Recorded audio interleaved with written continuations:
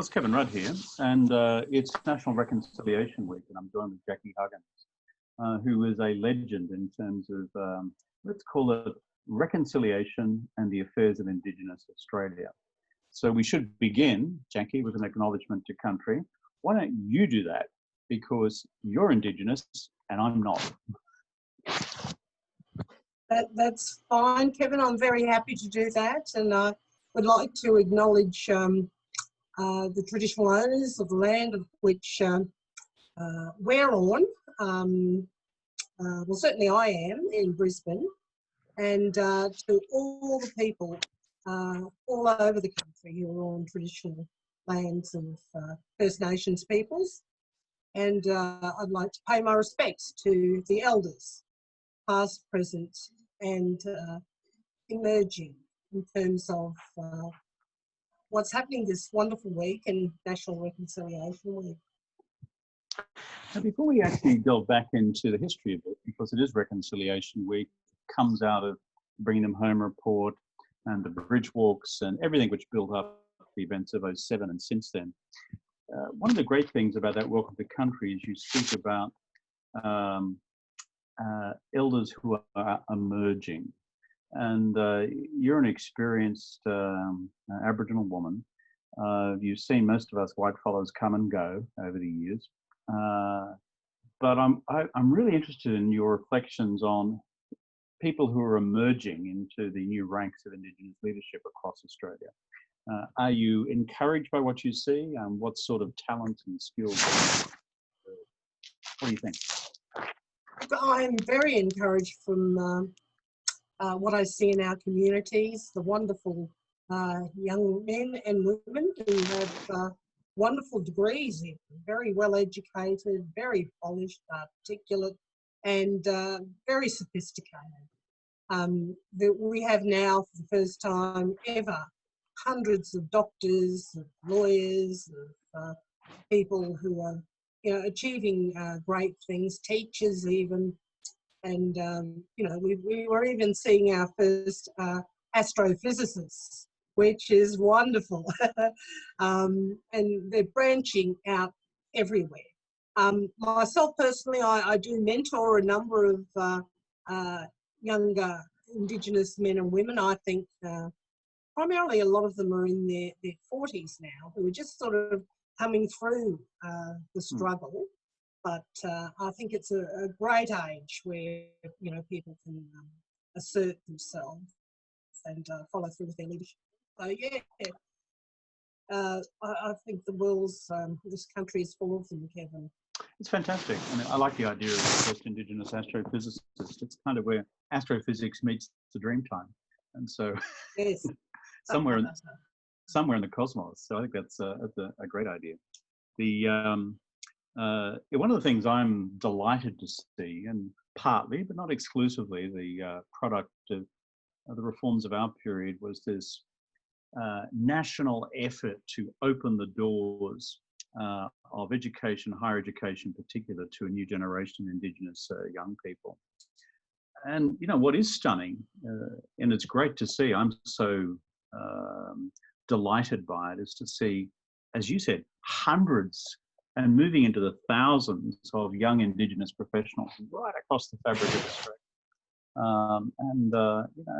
I remember that little song that was sung in Parliament House in Canberra, Old Parliament House, on the 50th anniversary of the '67 referendum.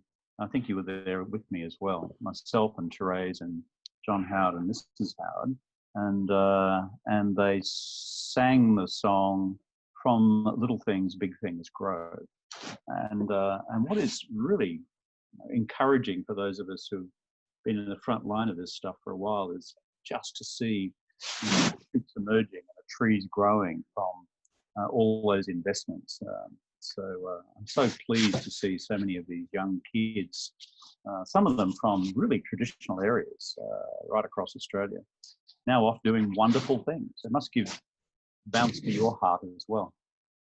Yeah, it certainly does. And, I know that the more that, I see our young people coming through, I have this saying, and it's not an unusual saying amongst us, that, you know, we can rest peacefully now that we see our young people growing up and taking charge and really, you know, there's been wonderful leadership courses for our own people that have been right across the country.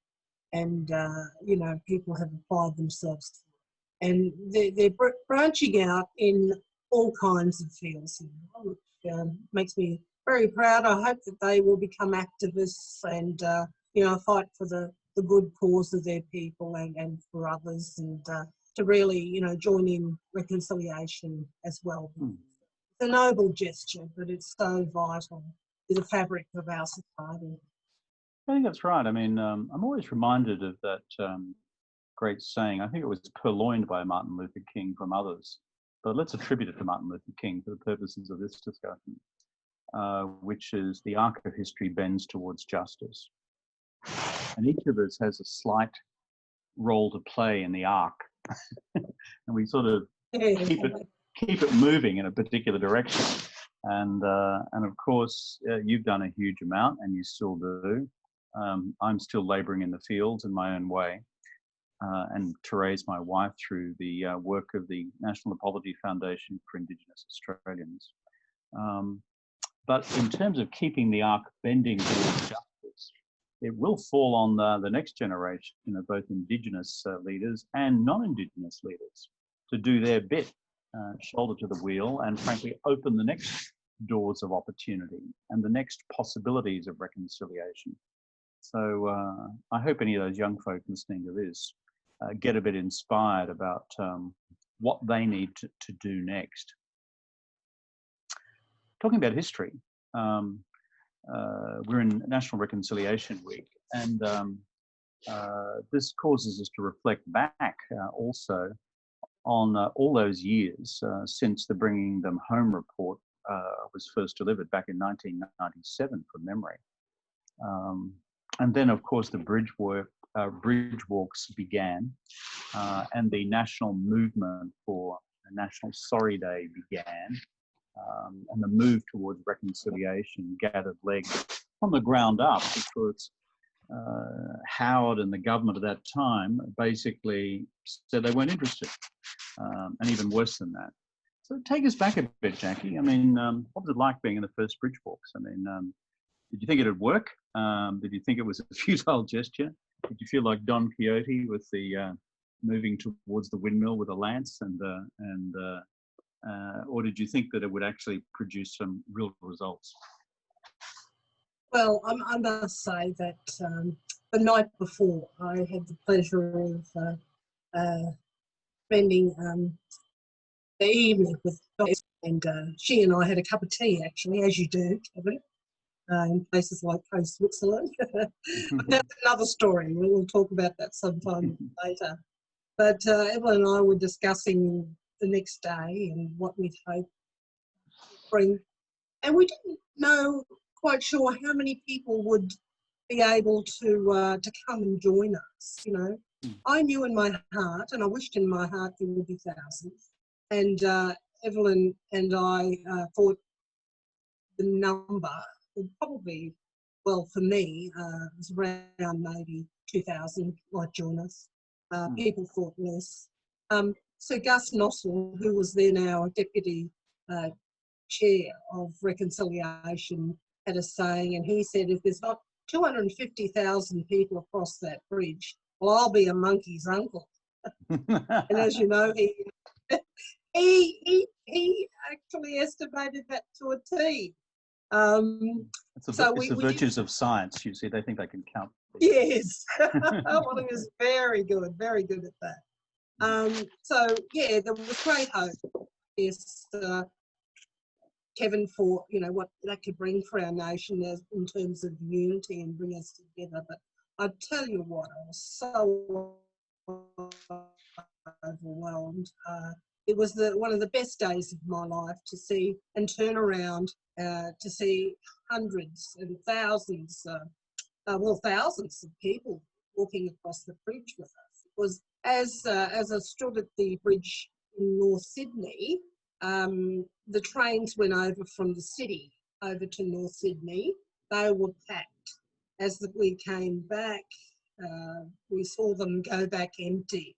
Oh, I thought, oh, this is a goodie. Maybe they are getting off at North Sydney. They're walking across the bridge with us, and they were. And, you know, someone described it as a big snake meandering along with all the red, black and yellow balloons. One giant rainbow serpent, yeah. Yes, it was for all of us to join. So, look, it was, as I've said, it's one of the climaxes of my life in terms of, you know, really knowing. And for that day too, Kevin, it was the first time I really felt like I was an Australian, you know, because before that I really didn't know what that was. Yeah. I can understand that. Yeah. You know what I mean? But this unity, this force of nature that brought us together, you know, it should always be. Well, I think it also sort of went to the essential nature of Australians who, you know, despite all their failings, they're a fairly decent mob, Australians. And, you know, if you give them a few facts, they form a judgment about what's been done wrong and the need to do something about it, you know. This whole idea that people have that Australians by instinct are a bunch of rednecks, I just think it's so much, what's the polite Australian term? Bullshit. And whereas if you actually just lay it out, I think the essential decency of the Australian people comes to the surface. But like you, I was a bit surprised. I didn't have the level of high scientific insight as Sir Gustav Nossel. So in Brisbane, where I participated in the walk, and I thought, Brizzy, and you know, Queensland's hard going, isn't it, Jackie? Because we're both from Queensland. We've got the scar tissue to show it. And but I remember walking across the William Jolly Bridge as we were doing a big circle, and I said, "This is huge! Like there were tens of thousands of people in Brizzy, and these were not just all dyed-in-the-wool lefties. These were people from mainstream, you know, Queensland society who just said, this is just the right thing to do." So it was an extraordinary people movement, and not led by, let's call it, the usual suspects. It was from mainstream Australia. Yes, absolutely. And like you at the in Brisbane at the William Jolly, I had expected maybe 5,000 people, you know, when I saw what happened in Sydney, but then it was about 70,000 people. Humble Queenslanders, as you say, Kevin, just walking across that bridge in unity. That was fabulous, really, another fabulous day. It was a great day, and I think it really contributed to causing, you know, people on the conservative side of the spectrum in Australia to conclude the tide of history is turning. And so certainly when it came time for our election and the delivery of the national apology, I was very much conscious of the fact that I was standing on the shoulders of others, you know, because all this work had gone in terms of the bringing them a home report, the bridge marches, National Reconciliation Week, the call for an apology, the rejection by Howard. Each thing was a step building momentum to what I was then able to take to the next step. So for me, one of the great and humbling moments of the national apology back in February 2008 was as I walked into the chamber of the House of Representatives and looked up and saw this sea of black faces of Indigenous leaders, many of whom I knew, but some of whom I'd only ever seen on the telly. And I'm thinking... Yes, and I was there with them, which was great. And you were there, and Lowicha was there. And I was sitting next to Pat Anderson, Kevin. Oh, yeah. You might remember Pat from The Voice, the Uluru Statement from the Heart, and from the Lowicha Institute, and she's one of my best friends. So we sat there holding hands together, crying. We just couldn't believe it. You know, we were just captured in the moment. And look, it still brings tears to my eyes in terms of thinking about that great moment in history. And there you were, right at the front there, you know, giving a wonderful speech. And I can tell you, we will never, ever forget you and what you did for our that day, and it was always, yeah. Yeah, well, one of the Indigenous blokes came up to me afterwards. You'll enjoy this, Jackie. He said, "You know, you're a white fella on the outside, but you want to ask on the inside, you know." Yeah. I That's was the greatest compliment you can give a white fella, you know? no, I loved it. I So thought it was okay. great. I thought it was great. But I think just seeing all those faces reminded me of how much effort had gone in over such a long period of time. And we did have veterans at 67 of 50 years before who had, you know, taken that step forward, got in behind the referendum. We had veterans of the land rights movement, first of all the Northern Territory, then the rest of Australia, then Marbo. And everyone had been, it's like waves of attack, you know, that they had Yeah. taken the entrenched racism of more than half a century ago and then beaten it down persistently and with great courage and with great determination. Going to the future, Jackie, tell me what you think is going to happen with constitutional recognition and Indigenous voice. Give me your bottom line prediction, and ideally with Gus Nossel levels of accuracy as to how it's all going to turn out. Well, I'll have a go. Firstly, constitutional recognition. Yes, I think all these things will happen.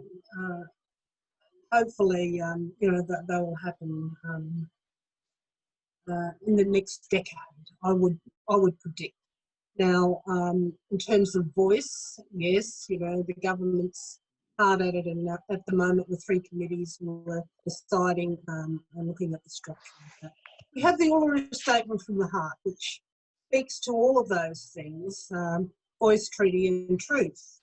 And just recently I've been involved with Michael Lavarch to co-chair the eminent people's panel for treaty. And we had a working group of which Nick Woodder and I co-chaired as well. We did a round of consultations, handed our report in on the 3rd of February. And then unfortunately COVID hit. So it's within government now. And we would hope that those things that led up to reconciliation will not go away. There's a lot of unfinished business, so a lot of stuff still to do. And I think these are the three main points that should be proceeding, you know, all our efforts in terms of even around close the gap measures as well, which, as you know, have been quite horrendous, only meeting about 2 targets of the 7. And we hope that, you know, the national agenda doesn't get dropped or somehow down as a low priority when we come out of the pandemic that we're in. But I think they will happen, and hopefully they will happen. I hope I'm pretty as good as Gus and say within the decade. I hope it is, because, you know, I'd love to see it in my lifetime. Well, they'll be around for a lot longer than that, Jackie. Thank you. But no, I tend to agree with you because these things, often we go to the next tranche of change, as we've seen in land rights, and we've seen in national apology, we've seen in closing the gap, and now with constitutional recognition, treaty and voice, they all seem almost impossible at the outset. But you know, there's a momentum behind this. And the momentum ultimately becomes irresistible and irrepressible. And I think it'll be the same with this one. I mean, how do I put this delicately? The Conservatives will jump up and scream and do what they usually do. It'll be the end of civilization as we know it. Yes.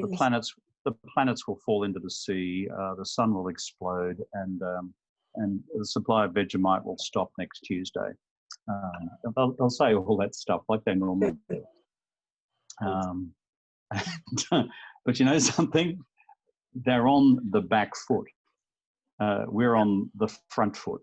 And so it just takes a while and some persistence and some creativity for them to conclude that their political cause is helpless. So I think we'll get through. Maybe a future Labor government that delivers it, because the other mob will tie themselves in political knots. But as they tie themselves in political knots, so too does the momentum for change build. So I'm certainly confident in the course of this decade that those of us who have been in the battlefield on this for quite a while, and you've been in it longer than me, will look back and say, you know, looked a bit ugly at the get-go, looked a bit pie in the sky when we got out there at Uluru and came up with the statement. But, you know, it's coming to pass. I think that's kind of the message of Reconciliation Week, one step at a time. But you know something, you put those steps together, it's a march, like your bridge march back then. I think the theme is very fortuitous this year as well, Kevin. In this together is the theme. Yeah. And yeah, I think that's you right. know, what's happening is very prophetic, I think. Well, I think that's true. You touched on this before, and let's sort of close on this. You know, it's also reconciliation. It's a question of who we choose to be as a people. And when pushes come to shove, what Australians have done for the last half a century is to choose to be better than we were on these questions of race and reconciliation and First Peoples. And so I think that's what Australians will choose again, particularly the emerging generations, who are increasingly colourblind and race blind in our country, which is great to see. And so as we move towards the next stage in reconciliation, I think Australians across the broad spectrum of the community are going to choose to be this wonderfully inclusive society, which actually has dealt with fundamentally, finally, and comprehensively the legacy of a couple of hundred years plus of treating First Australians badly, really badly. And as I said in the apology, the page is actually turned. And we're writing a new chapter, which is going to be a fun chapter. All these young people we spoke about before, they're going to be writing chapters themselves. So I'm pretty upbeat. I know it's not politically fashionable to be upbeat about this stuff, but I think we'll get there. We'll get there. Absolutely, Kevin. And certainly the work that you and I have put into this, I know has not been for nothing, because you know, one day we will get there. Well, we can get together over a quiet cup of tea one day and look back and say, hey, you know, we did a few things. We moved the dial. We helped move the dial. So Jackie Huggins, thank you for your work in the reconciliation cause, not just in the last few years, but frankly through your entire life. Let's march on together. And for everyone else celebrating National Reconciliation this week who looks at this recording of this short conversation between Jackie and myself, get out there and become ambassadors for change in your community, in your family, in your city, in your state, in your country, and around the world. Good to be with you, Jackie Huggins. Lovely to see you again, Kevin. All the best. Good. What a movie.